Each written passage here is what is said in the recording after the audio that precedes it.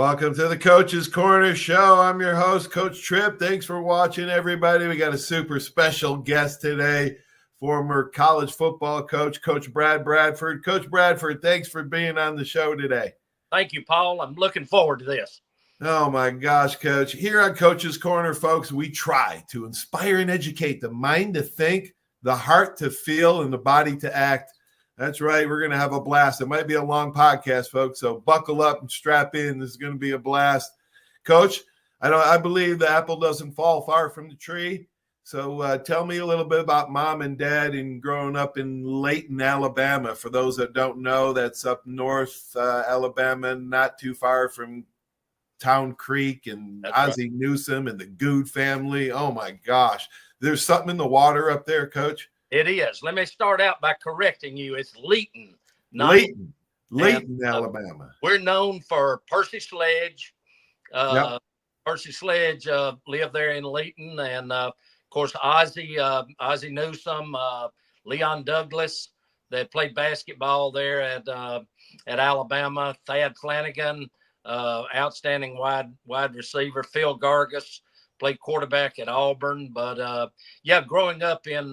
growing up in Layton, my dad was one of the assistant coaches. He was the head baseball coach, and he was an assistant football coach. And when I was like 8 or 9 years old, I was like all coaches' kids. I already knew our offensive playbook. And so from an early age, it was almost like I was born to coach, and I played all the different sports like everybody did: football, basketball, and baseball. And Layton is about 8 miles from Town Creek, which is where all the Goods are from. Chris and Carrie and Pierre and Clyde. Yeah. Matter of fact, and Antonio Langham, Tony, their cousin, their first cousin. That is correct. And my dad was actually, he went to Hazelwood High School, and my dad quit high school between his junior and senior year when the war broke out. And so he was 17 years of age, and he went and joined the Army Air Corps, flew 31 missions in a B-17, came back. He was too old to play football, baseball, and basketball. He's a great athlete. And so he started helping the coaches there at Hazelwood. And then he went to University of North Alabama over in Florence on a baseball scholarship and the GI Bill. And then he went into coaching and teaching. He did that for 34 years. My mom did it for 35 years. And wow. Mother graduated from the University of Alabama in 1947. And this was about when Alabama, I think they played in the Rose Bowl somewhere along in those years with that would have been Von Mancha and Harry Gilmer and those guys. But mother, lady that lived in her dorm, they called her Nell Lee.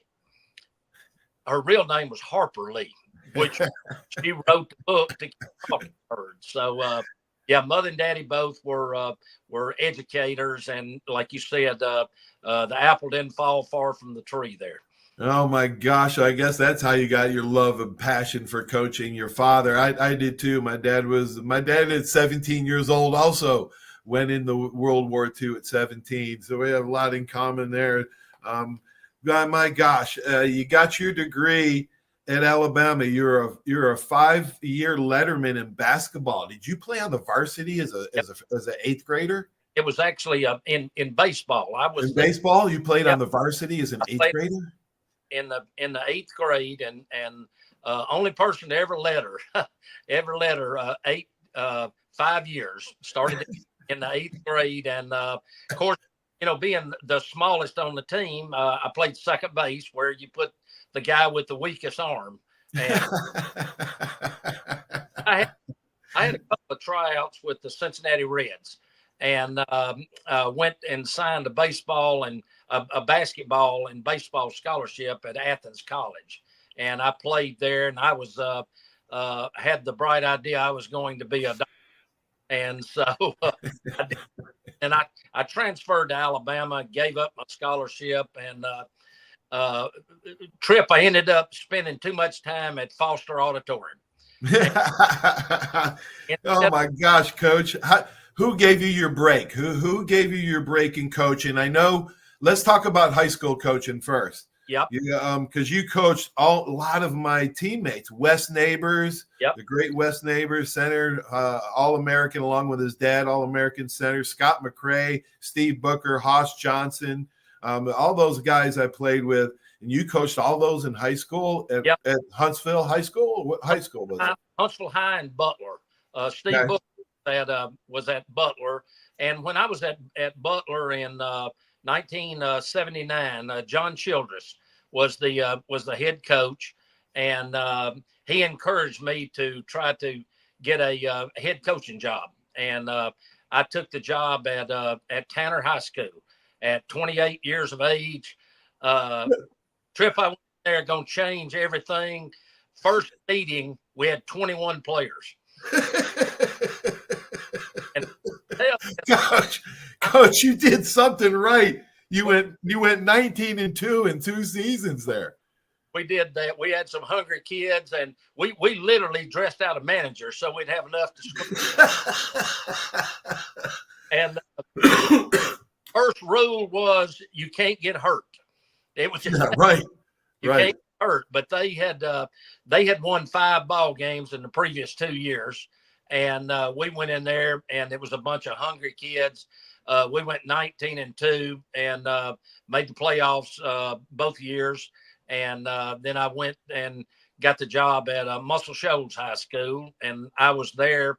And you probably remember Rocky Felker. Oh, yes. Yeah. Well, Rocky was recruiting up in our area, and I got to be friends. I got to be friends with Rocky. And at that time, he told me, he said, Coach Dye at Auburn was killing Alabama in recruiting. And one of the reasons was they had good relationships with most of the high school coaches in the state. And he said Coach Perkins was looking to bring in some high school coaches to join his staff. And so you had already been playing at Alabama, and I met Ray, and he invited me to come down.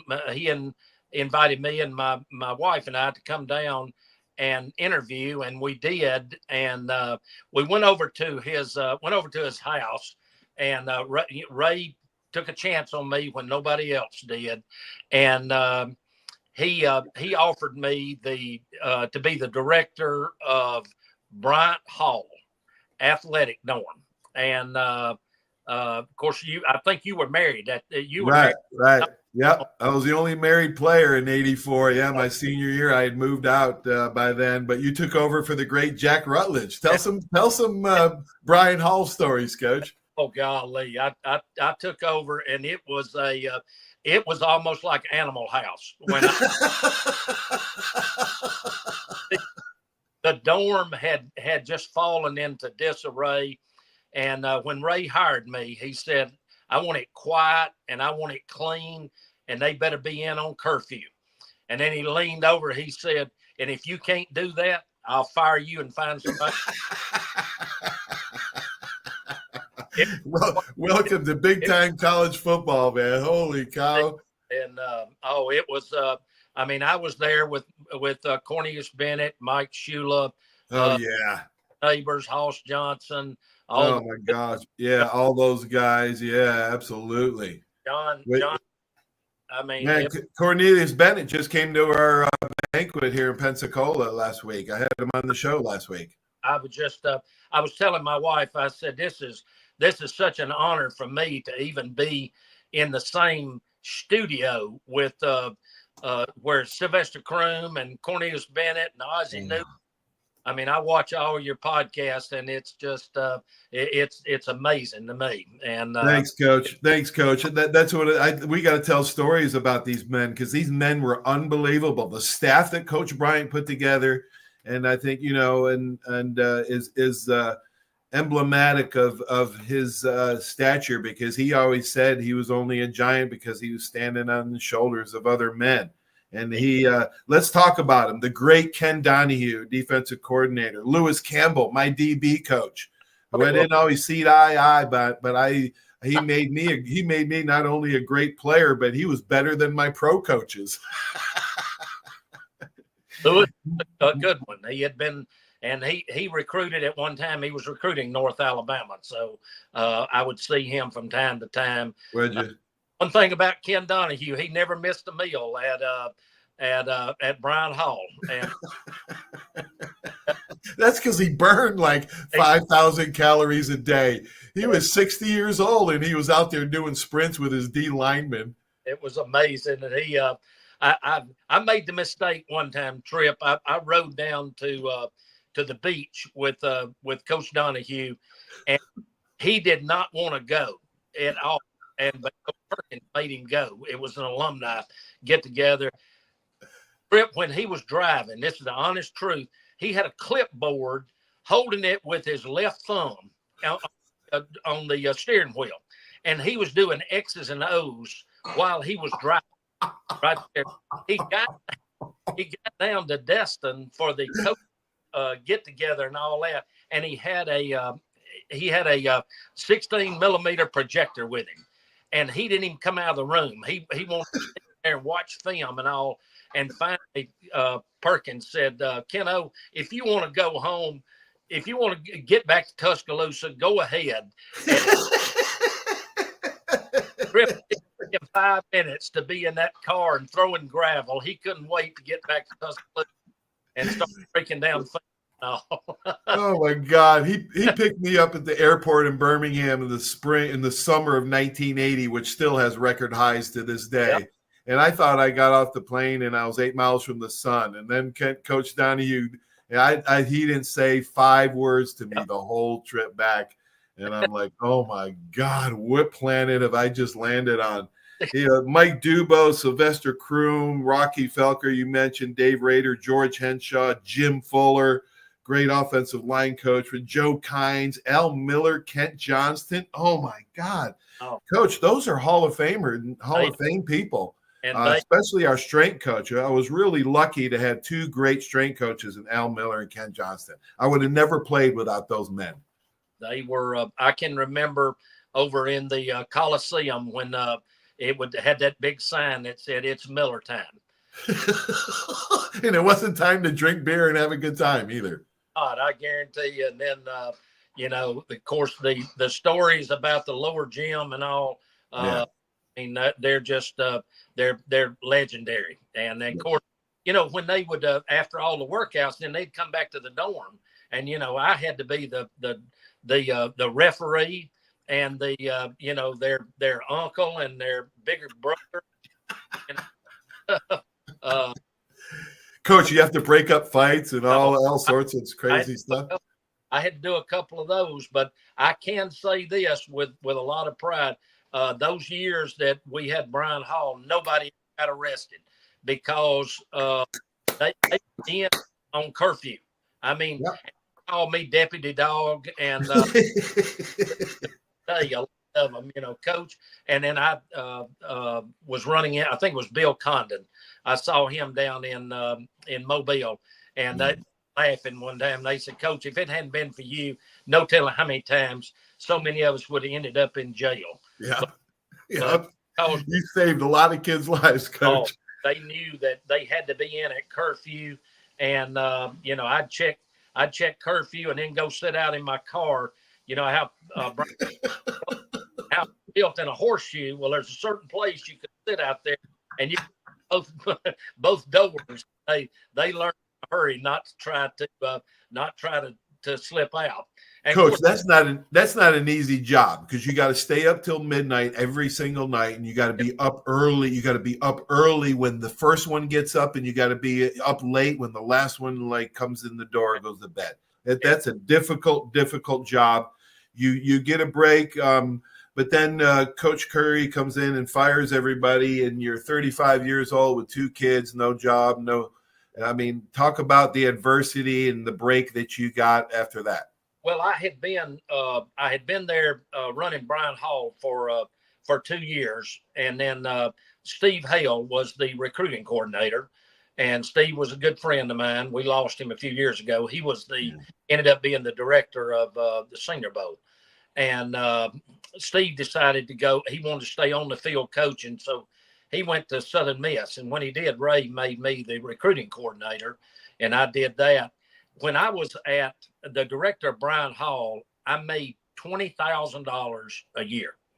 Oh my God, Paul, that really worth about probably 70,000 because I had no rent, no utilities, no phone, no food.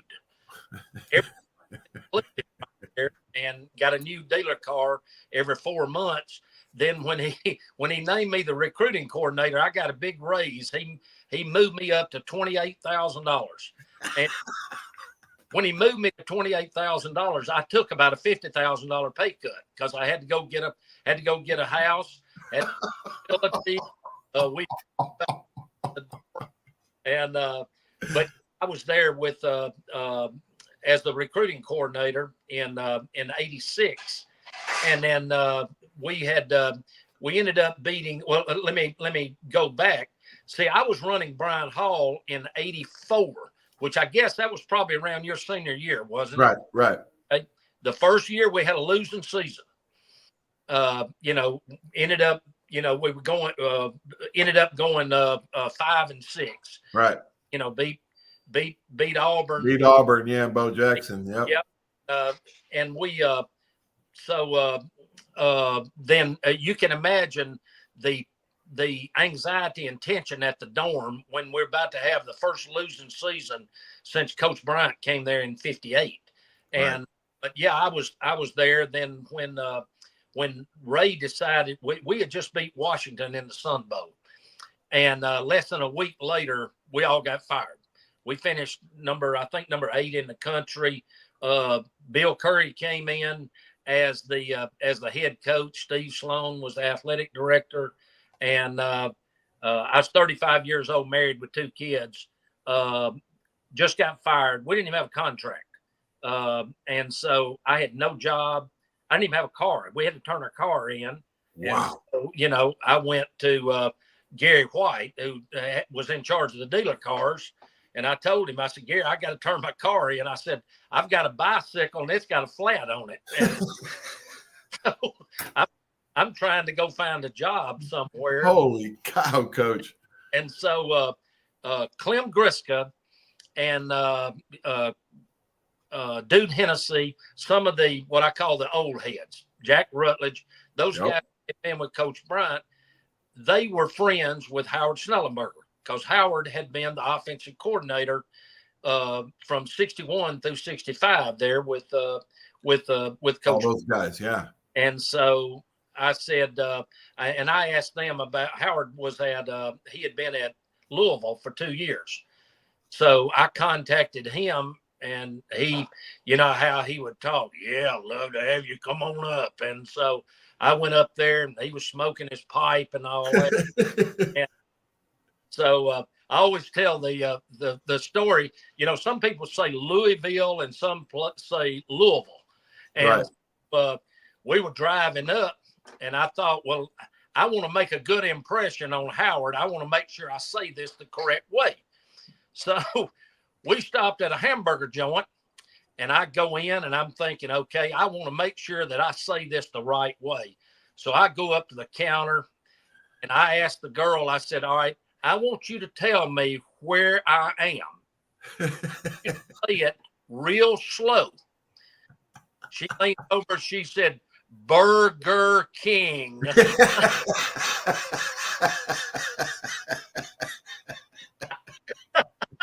Oh, God. The job as a graduate assistant, making $260 a month. Wow. Let me say that again. That's $260 a month. I was 35 years old, married with 2 kids, and just never been to Kentucky in my life. And Howard offered me that position, and I just there was something about him, his charisma and everything. Of course, he recruited recruited Joe Namath at Alabama. And so I just asked him, I said, Coach, let me ask you this. When we win the national championship, do I get a diamond ring just like everybody else? He said, sure do. I said, I'll be here.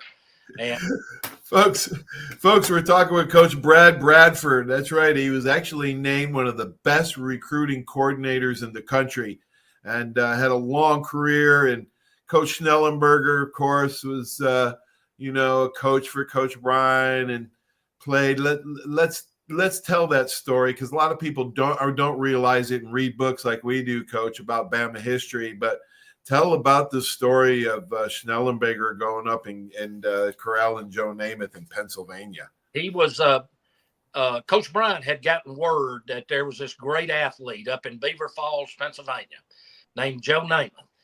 So he told Howard, and Howard, Coach Schnellenberger had told me this story when we'd be on the back roads recruiting and all that. He said, here's my credit card. Okay. When you get up there, do not come back without Joe Namath. So Howard goes up there. He didn't, and one of the reasons that he sent him up there is because Coach Schnellenberger was Catholic. And he knew that Namath and his family were Catholic. Yep. And he thought that would be the connection. Right. Coach Bryant didn't tell him that he had less than $200 on his credit card. So he gets up there and runs out of money. So he sleeps with the Namaths on their couch. Oh my gosh! 2 or 3 nights there, and he got to be good friends with Ms. Namath. And of course, Joe had never been to Tuscaloosa, sort of like you coming down from New York, and it was a culture shock. And so he had told him to not come back without him, and so he brought him back. And of course, the history, and Coach Berg was the offensive coordinator. They won the national championship in 61. 64 and 65. It should have got it in 66. Of course, Howard went to the NFL then. See, a lot of people, Paul, they don't realize that Coach Schnellenberger played under Coach Bryant at Kentucky. Right. He played under him there at Kentucky, and he always would make the joke about Coach Bryant talked about how hard Junction was. He said if what he put us through at Kentucky, he said Junction was like a Boy Scout camp. Gosh, Brian, he was so tough, man. I was so lucky to get him when he was older and mellowed out, because I don't know if I could have withstood a Junction boy or Kentucky. Man. When we were in Louisville, we didn't have 2-a-days. We had 3-a-days. Right. We had 3-a-days, and you talk about it being tough, and those guys, still tell those war stories and all about that. See, we didn't have a lower gym at Louisville. We had what they called under the stadium, which was just a steel stadium, bleachers, and did all those drills out there. Well, in January and February in Louisville, Kentucky, it gets cold. And having to do all those drills, mat drills, open, and we didn't have lights on our practice field. And people think that we're telling the people that went through this are telling lies. We literally 2 or 3 times, all the players had to go get their cars, pull them up to the edge of the practice field, and turn the lights on. To finish up the practices and all, and but did Coach Schnellenberger ever talk about Babe Pirelli and George Blanda? He did, and he said that you heard I think it was George Blanda. I think he said that the first team meeting when Coach Bryant walked in, I might have heard this. He said when he walked in, I now knew what God must look like. I know it's sacrilegious, but he just said Well, I remember the first team meeting when, being a walk-on Yankee, slow, fat, dumb, weird, wild, weak one. By that means, I got in there and I'm sitting back, in my chair, in the team meeting room, and it's like an amphitheater there, and as soon as Coach Bryant rounds the corner for the first meeting, everybody in the room did this. Yeah. Now, somebody must have been slouching early in Coach's career that it just passed down generation to generation. You never slouch in a chair. Your attention total is on Coach Bryant. The respect he demanded was just unbelievable. Coach, what are some of the coaches that you really admire that you took a lot in your coaching career, and somebody, maybe a characteristic that the great coaches all have in one characteristic they have in common? Well, I'll always put Ray Perkins on a pedestal. He did things that nobody else could do at Alabama, and it was and one of the greatest, in my opinion, one of the greatest coaching 2 weeks he did was in 1986 before we went up to play Ohio State in the kickoff classic. I don't know if you remember this or not, but we had a defensive lineman named Willie Riles. Willie Riles died of a aneurysm the week of the game.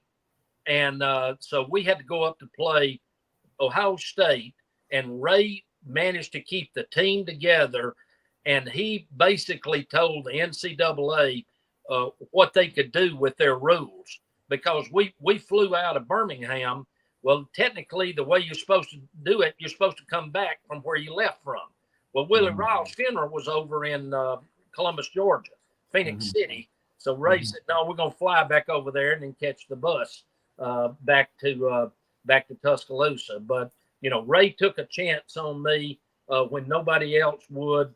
And people say, yeah, he had the personality of a door, and but he was always good to me and my family. And then, of course, Coach Snellenberger, the big thing that I got from him, and he would sign all of his pictures and everything, and he would always put, "To believe is to be strong.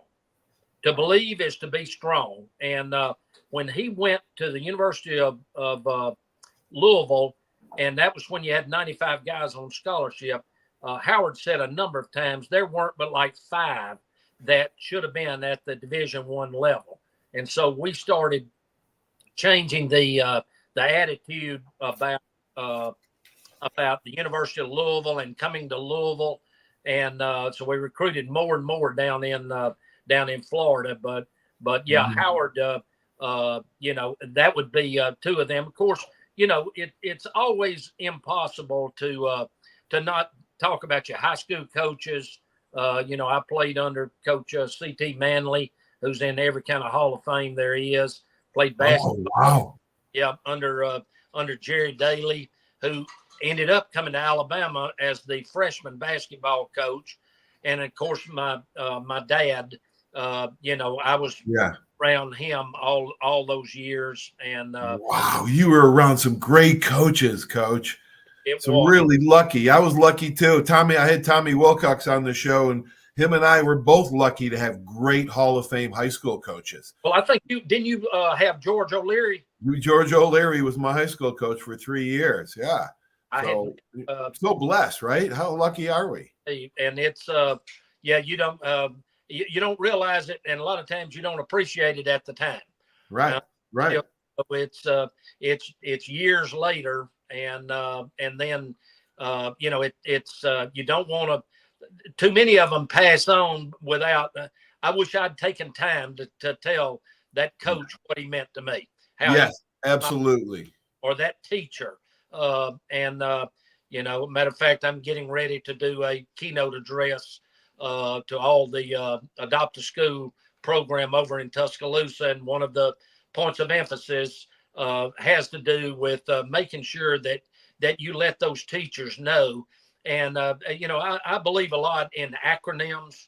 And one of those is BOAT, B-O-A-T. and that stands for because of a teacher. Because of a teacher. And just like in your situation, you can, or anybody you have on this program, they can go back and think of a teacher or a coach that made a difference. And a lot of times it's just simply by saying, I believe in you. And that's all it takes right there. And yes. Guys will run through a wall for that. And, absolutely, Coach. That's a great point. That's a big part of was my coaching protocol. Tell the kids how much you care about them, and they'll run through a brick wall for you. Noble professions. You also talk a little about that on your blogs. I think let's talk about this a little bit. Noble professions. Nurse, number 1 in my book.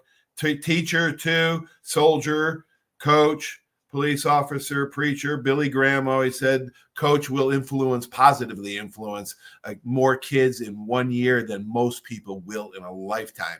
So that's how much Billy Graham thought of coaches. Coaches and teachers are very much alike, but nurses are up there. Those are just some professions that I think I've heard you talk a little bit about. Did you hear me, Coach? You back on? Can you hear me? We got disconnected there. But yeah, we were Coach talks about that. He's got a blog every Monday, Wednesday, and Friday. Coach, can you hear me? You can't hear me yet. Oh my gosh, we had so much to talk about. Let's hope he gets back on. But yeah, coach many places. Learned everybody. I wanted to ask him about recruiting. Because he's a multi-sport athlete himself, as I was. And I think recruiting coordinators probably look for that in high school players. They look for, let's see if we can. Coach, you there? Coach, you there? Can't see what's going on here. Unmute mic. Coach, you got mute on. Coach, you got your mute on. Try to text him. See if we can get him back on real quick. Talking with Coach Bradford, longtime college football coach, Alabama, Louisville. Let's see.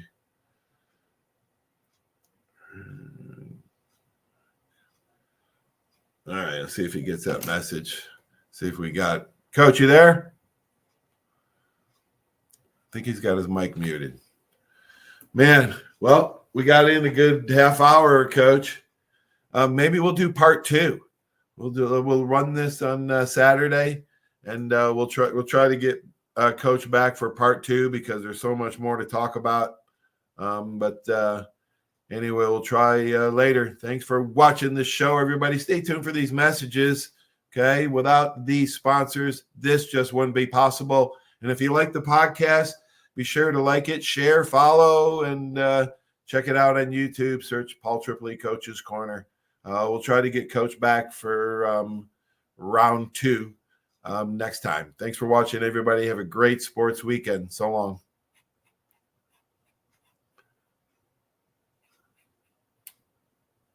There's a reason why Hill Kelly in Pensacola is the #1 selling Chrysler Dodge Jeep Ram dealer between Jacksonville and New Orleans. While other dealers have taken advantage of a competitive market with higher prices, Hill Kelly has discounted prices to the lowest of the year. And Hill Kelly in Pensacola won't surprise you with excessive charges beyond the selling price. Come see why people from Milton, Pace, Foley, Bay Minette, Daphne, Gulf Shores, Mobile, and beyond are driving to Hill Kelly in Pensacola to buy their next new Chrysler, Dodge, Jeep, or Ram. At Hill Kelly, the bottom line price and your satisfaction are what really matter. So before you sign, check the bottom line and make the trip to Hill Kelly in Pensacola to see what true local ownership can do for you. At Hill Kelly Chrysler, Dodge, Jeep, Ram, Highway 29 in Car City, Pensacola. Or shop online 24/7 at hillkellydodge.com. When it comes to bottom line pricing, nobody beats a Hill Kelly deal. Nobody.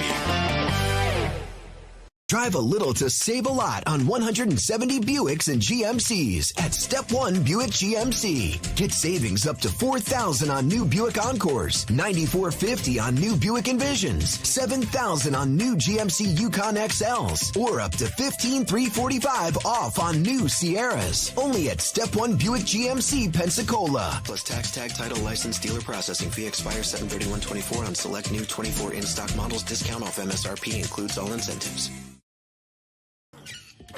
That's you trying to fix the plumbing yourself to save a few bucks. Doing things yourself doesn't always end well. The same goes for insurance. That's why Auto Owners works with local independent agents who tailor coverage to meet your needs and offer discounts for life, home, car, and business insurance. Because sometimes you need a professional to get the job done right. That's simple human sense.